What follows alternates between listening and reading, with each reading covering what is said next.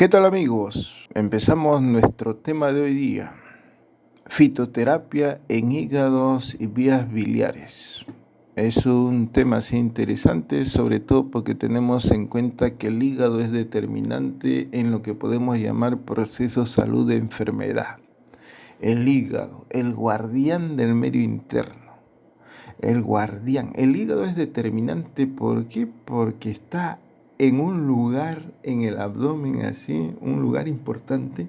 Es intermedio entre lo que puede ser pues circulación sanguínea y aparato digestivo, y es determinante pues en lo que le puede llegar a la célula que constituye todas las partes del cuerpo, ¿no? Entonces a la célula debe llegar solamente nutrientes y los tóxicos deben ser retenidos y eliminados por el hígado. Entonces debemos tener en cuenta pues que en los problemas del hígado, entiéndase enfermedades, entonces tenemos que buscar alternativas, no medicamentos, sino pues alternativas naturales en la forma de plantas, aparte de que el alimento va a ser el alimento sano. Y se va a tener en cuenta pues, que cuando uno se alimenta así, con el alimento natural, el alimento sano, entonces las plantas medicinales también cumplen su función. Entonces, cuando estamos tocando este tema de fitoterapia en hígado y vías biliares, entonces estamos considerando eso, el uso de plantas medicinales en el tratamiento de las enfermedades del hígado. Ya, a ese respecto debemos tener en cuenta en nuestro tema lo siguiente. Entonces, lo siguiente es el hígado. El hígado es uno de los órganos depuradores por excelencia. O sea, ese para nosotros, por ejemplo, es el órgano más importante en el cuerpo que se encarga de hacer la limpieza de la sangre y la eliminación de tóxicos. Por eso es uno de los órganos depuradores por excelencia. Su actividad, sobre todo en el metabolismo de las grasas. Vamos a tenerlo así en consideración, el metabolismo de las grasas. Sobre todo, ¿por qué? Porque es importante este manejo. El metabolismo de las grasas que hace el hígado es reconocido también en la medicina natural, así como algo importante, algo trascendente. Si el hígado se enferma, entonces maneja mal el nivel de grasas en el cuerpo. Y ahí empiezan nuestros problemas. Entonces el hígado funciona así como si fuera un filtro, un colador del organismo. Tiene una capacidad desintoxicante, ayuda a eliminar una serie de tóxicos, aparte de impide que una serie de tóxicos lleguen, alcancen la sangre y lleguen a las células. Debemos tener en cuenta que la mayoría de los pacientes empiezan a tener padecimientos del hígado por la ejecución de prolongados malos hábitos, donde en primer lugar se encuentra una alimentación incorrecta, una alimentación así pro enfermedad, una alimentación chatarra. Esta alimentación así incorrecta en calidad como en cantidad. Además debemos tener en cuenta que vivimos en un ambiente biotóxico. Estamos respirando un aire así inadecuado, con tóxicos, gaseosos. Vivimos en ambientes insanos, así como también está faltando pues el ejercicio físico. Muchos de nosotros somos sedentarios, entonces no hay el ejercicio físico de todos los días. Y a esto debemos tener en cuenta pues, también los trastornos emocionales. Entonces, las situaciones emocionales, ¿no? Las culpas. Y debemos tener en cuenta también pues, que esto nos lleva a vivir también en estados de estrés permanente. Entonces, la consecuencia es pues un descontrol de lo que puede hacer pues los sistemas que controlan el cuerpo. Y a ese propósito hay una emoción que se llama cólera. Entonces esa emoción, por ejemplo, cólera, depende y tiene relación con el hígado. Según la medicina tradicional china, entonces cuando el hígado se trastorna, este problema de la cólera se va a hacer mayor y vamos a tener interferencias a nivel de los sistemas de control, entiéndase este gran sistema que es la psico-neuro-endocrino-inmunología.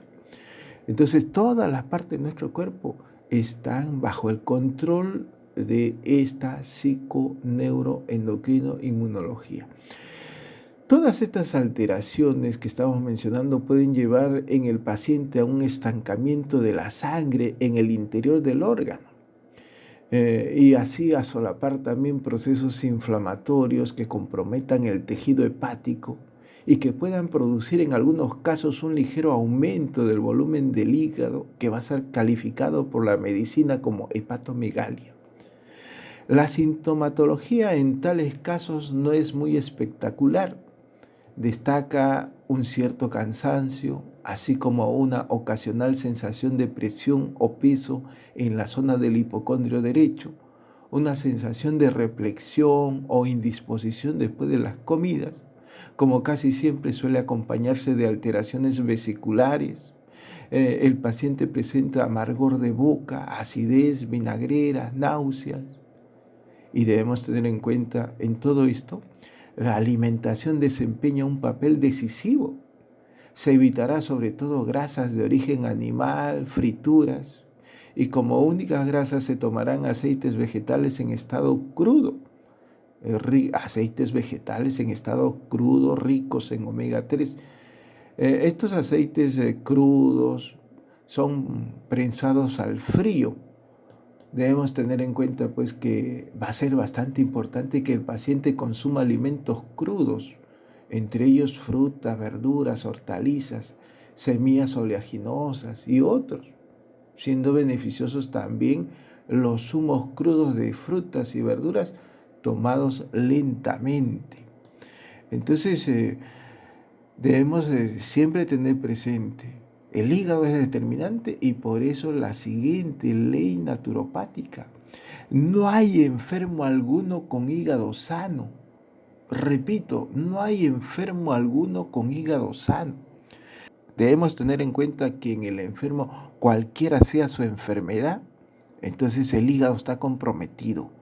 Entonces esa mala alimentación, esos malos estilos de vida llevan a que este hígado ya no sea el hígado sano que se acostumbra a tener, sino la primera manifestación de alteración del hígado lo vamos a llamar hígado graso.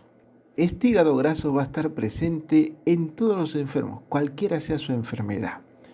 Debemos tener en cuenta pues la dependencia, un hígado sano. ¿Cómo cuido un hígado sano? Nacemos con un hígado sano. Entonces, este hígado sano lo voy a cuidar en el transcurso de los años que vivamos con un alimento sano. Entonces, por eso el conocimiento va a ser importante. ¿Qué cosa es un alimento sano? No es el alimento de todos los días, así con bastante grasa saturada, con la ingesta así de abundantes carnes animales y condimentos y exceso de carbohidratos refinados y todo eso. No, ese no es alimento sano. Justamente la digestión y la absorción va a ser una digestión, una absorción normal. Alimento sano, no provoca alteración en el tubo digestivo, la digestión se mantiene, está normal, la absorción también, no hay inflamaciones en ese tubo digestivo. Además debemos tener en cuenta que las excretas son todos los días, no hay excreta que se retenga o se acumule, entiéndase, no hay estreñimiento. Entonces esto va a favorecer, mire, a que el hígado no se altere, a que el hígado cumpla sus funciones de guardián del medio interno y que retengan tóxicos, eliminen tóxicos y deje pasar nutrientes hacia la circulación sanguínea, y esa circulación sanguínea lleva nutrientes hacia órganos como el cerebro, el corazón, los pulmones, el páncreas, la tiroides, el estómago, los riñones, los huesos y otros. Entonces, así, un hígado sano se mantiene sano, con buen alimento, buenas digestiones, buenas absorciones y buenas excreciones. Y debemos tener en cuenta así también se conservan sanos otros órganos que dependen del hígado sano a través pues, de un aporte adecuado de nutrientes. Entonces, eso es lo que estamos observando acá. Y debemos tener en cuenta pues, respecto al hígado, debemos introducirnos al hígado y ver pues, el hígado Entonces sus relaciones con ese compañero suyo natural que tiene, que se llama vesícula biliar. Entonces su relación con el tubo digestivo, con el páncreas. Entonces debemos tener en cuenta pues que un hígado tiene importantes funciones. Entonces, entre esas funciones debemos tener en cuenta pues que maneja, por ejemplo, ese tóxico que se llama bilirrubina. Y debemos tener en cuenta que los problemas del hígado se manifiestan como dolor en el hipocondrio derecho. Y debemos tener en cuenta que los problemas del hígado se inician, como en todo proceso, con una inflamación. ¿Ya? Y también pues hay marcadores de estos procesos inflamatorios y alteraciones hepáticas. Bien, debemos tener en cuenta que el hígado está constituido por un conjunto de células que se llaman hepatocitos, que se organizan en forma así compleja, que van a cumplir las funciones del hígado, que van a producir bilis, que van a manejar esa bilis, que se van a asociar a otras células, como las células estrelladas, como las células de Kupffer. Entonces, que van a tener una estructura interna constituida también por, como toda célula, por un retículo endoplasmático, con un aparato de Golgi, con unas mitocondrias, con unos lisosomas, con unos ribosomas y todo eso. Entonces, este esquema así de la estructura del hepatocito es importante porque el hepatocito es el hígado microscópico. Debemos tener en cuenta, mira, aquí estamos observando una lámina, un lobulillo hepático, ¿no? Entonces, en este lobulillo hepático, ahí ya nos está apareciendo la célula estrellada, la célula endotelial fenestrada y un espacio, el espacio de Dicé. Ahí está la célula de Kupffer, ahí están los hepatocitos, ahí está lo que se puede llamar pues el conducto biliar, ahí están los vasos sanguíneos, arterias, venas y también los conductos biliares. Entonces el hígado recibe sangre, maneja sangre, depura la sangre, elimina tóxicos, lleva nutrientes a la sangre y los tóxicos los elimina a través de la bilis. Acá tenemos una imagen del lobulillo hepático, ¿no? Si bien el hígado, así a nivel macroscópico, distinguimos un lóbulo izquierdo de un lóbulo derecho y una porción intermedia de un ligamento falciforme, podemos observar también arterias hepáticas, venas cavas, vena porta, ¿no? Entonces los lóbulos hepáticos están organizados así, por hepatocitos. Entonces se manejan así sangres venosas, sangres arteriales y bilis. Se ha organizado así tremendamente, se observa una vena central, se observan los sinusoides, se observan la tríada portal, un conducto biliar, una vena porta, una arteria hepática. Entonces, esta es la estructura del hepatocito. Y este hepatocito, así que conforman el hígado en su conjunto, cumplen una serie de funciones. Acá estamos observando y siempre teniendo en cuenta nuestras leyes naturopáticas, el hígado, órgano de más de 500 funciones. El hígado, un órgano de más de 500 funciones. El hígado, estamos observando aquí, mire, produce sustancias como la urea, el ácido úrico, la glucosa, cuerpos cetónicos, ¿no? El hígado hace el metabolismo así de una serie de sustancias y produce también otras sustancias. El hígado también se encarga de almacenar azúcares en la forma de glucógeno. El hígado remueve tóxicos, alcohol, por ejemplo, residuos tóxicos. Entonces, esto de que el hígado remueve tóxicos está olvidado por la medicina científica. Así el hígado también alterna esas funciones que hemos mencionado con la formación o síntesis de triglicéridos, colesterol, de bilis, de factores de la coagulación. Debemos tener en cuenta el hígado también forma o transporta sustancias, forma sustancias. El hígado forma sustancias que transportan nutrientes, vitaminas, hierro, bilirrubina. Entonces sí es cierto aquello, el hígado tiene una gran cantidad de funciones, es un órgano así inmensamente complejo y que maneja una inteligencia. Mira, acá tenemos otra lámina acerca de las funciones del hígado, y en esta lámina claramente podemos identificar que la primera función del hígado es la desintoxicación de la sangre. Después el hígado también forma la bilis, el hígado hace la síntesis de proteínas, entiéndase albúmina, por ejemplo. El hígado también hace la síntesis de los factores de la coagulación.